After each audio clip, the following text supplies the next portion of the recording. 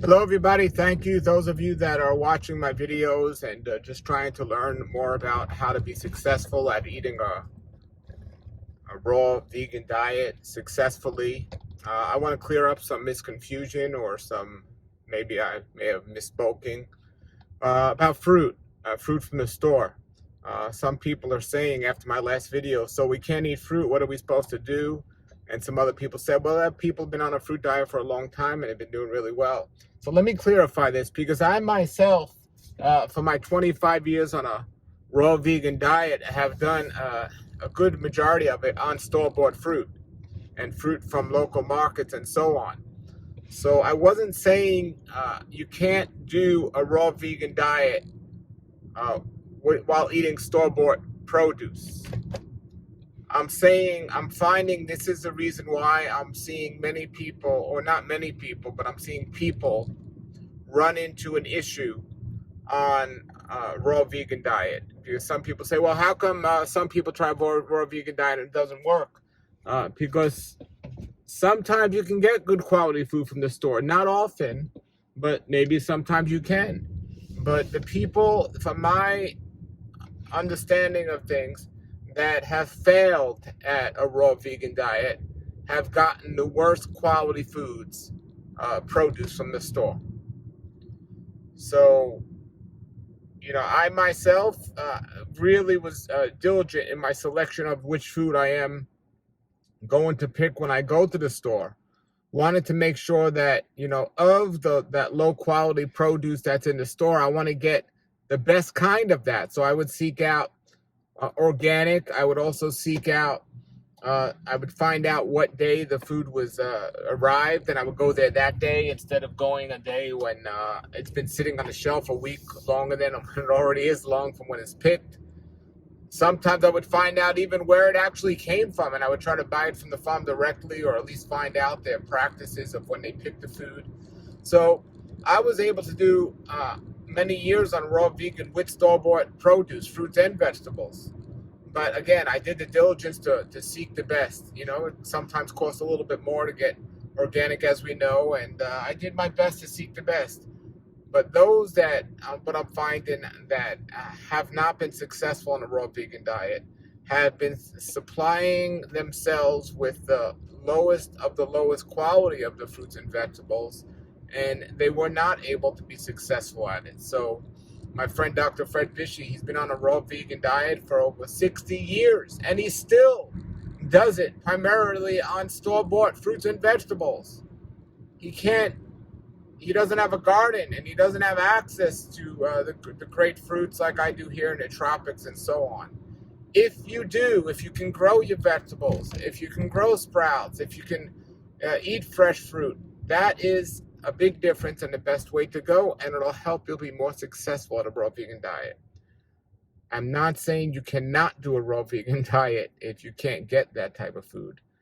I'm saying you have to be more diligent in your selection of the food that you do eat, or you should be more.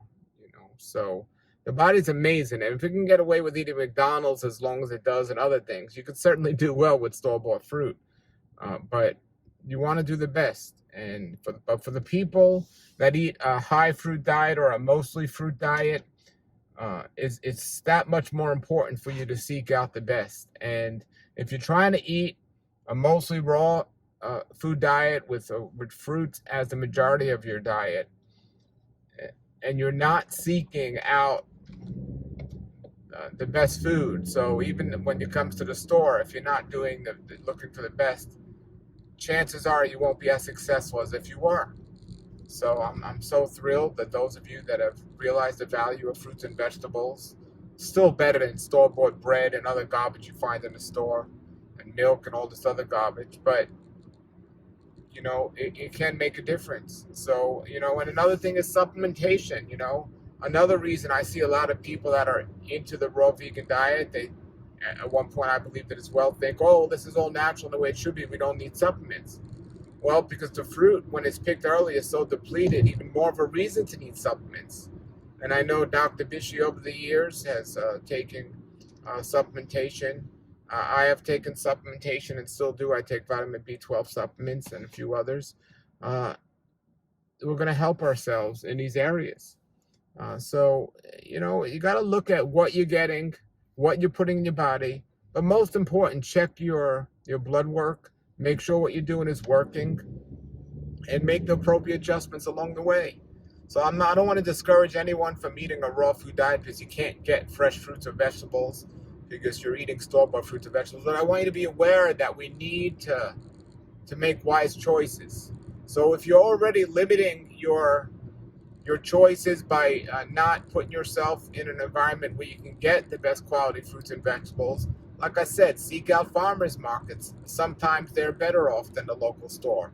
If you can only buy through the local store, find out when they get the produce in.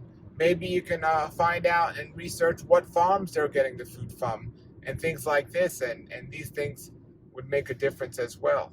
So that's what I did, and you can be successful. So I know people contact me from the Midwest, and they said, "Oh, what am I supposed to do?" And again, like if you're living up north, it doesn't mean you can't be successful because you live in not the ideal environment to eat this way. I said the majority of my diet, first 10 years on this diet, maybe 15 years on this diet, I ate store-bought fruits and vegetables or local fruit stands and so on. Somewhere, in Chinatown or somewhere in New York. And, I was living in a cold environment.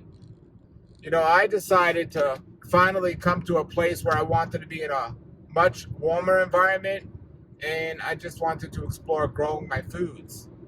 So somebody was asking me about vegetables. Does everything I said about fruit, does the same thing hold true to vegetables, store-bought vegetables? Just as detrimental or not as good? Absolutely. You want to, look, let's take a carrot, for example. If you get a carrot right out of the ground, it's fresh. It even smells fresh. It's wonderful. But if you get a carrot that's been sitting on a shelf for quite a while, it's just, you can almost bend it. It's just no vibrancy to it and very little nutrients to it. So when you go to the store to pick out a carrot, pick the carrots that have a better feel to it, and haven't been there as long. It's very interesting that on certain packages of processed food, they put an expiration date often, which some of those things will never expire because it's just crazy how chemically loaded they are and chemically made they are. But wouldn't it be interesting if they put stickers on fruits and vegetables in the store to show when they were picked? What a great idea. So you have an idea how far along they were picked from the time you're eating them, right? So we know when something's usually overripe, but the things that are underripe or just something when it was picked. So do the research, and maybe, if you have a local store, if you know the grocery person, you could find out where the produce comes in from. Maybe you could eventually find a farm and just find out their practices, what they're doing there. There's other things I've learned over the years. I'm a big advocate of organic food. From a chemical standpoint, it's definitely much healthier. But from a nutrition standpoint, unorganic food might have more nutrients than organic food in some cases. Not always. So you got to do the research. And a lot of people think if something's unorganic, it's automatically genetically modified. And that's not necessarily true. There's something called the dirty dozen, which are foods you should never eat, not organic, but some other foods you can get away with. So just these are things to consider. And most places have farmers markets in the right season where you live. And another example I think of is beets. Beets are something I don't grow. I haven't had success growing. So if I do buy them, I have to buy them from the store. Now, if I go to get beets and the greens on the beets are like wilted and completely like just not looking good, it gives me an idea how long the beets have been. Now, if I go to get beets and the greens are lush and they're nice, same thing with kale. When you buy kale or something, you want to get kale that's looking good. You don't want to get kale that's wilted and so on. So you got to use wisdom, and you're going to have an easier time with a raw vegan diet if you're eating fresh food, but by no means does it mean you can't do it with store-bought food. It's just one of the reasons why some people aren't successful at doing the diet, and so just keep that in mind. And that's what I was talking about when I was saying, store-bought food is the best, and I mean, store-bought food is the worst, and nothing like fresh food, and it's a big difference. It's a big difference. I have some mangoes. It's mango season starting now, and the difference between a mango off a tree versus a mango from the store, it's absolutely, absolutely crazy. And yesterday I was at the store and I looked there was passion fruit. They were selling it for $2.50 for one passion fruit, and it was hard as a rock. When I eat passion fruit, I know it's ready because it's soft. And they have to do that. And a lot of the fruits, they can't even chip because, like my mulberries, they can't even chip the mulberries unless they dry them. So these are just some things I just want to make people aware of. But yes, if all you have access is to store-bought fruits and vegetables, the raw vegan diet, in my opinion, is still better than eating any other way out there. All right? Put your comments and questions below. Thanks for watching, and please remember to give a thumbs up and subscribe if you like this video. Have a great day and a great world life. Nature's wealth, good for your health. This is the Raw Life Health Show. Raw Life, brighten up your life.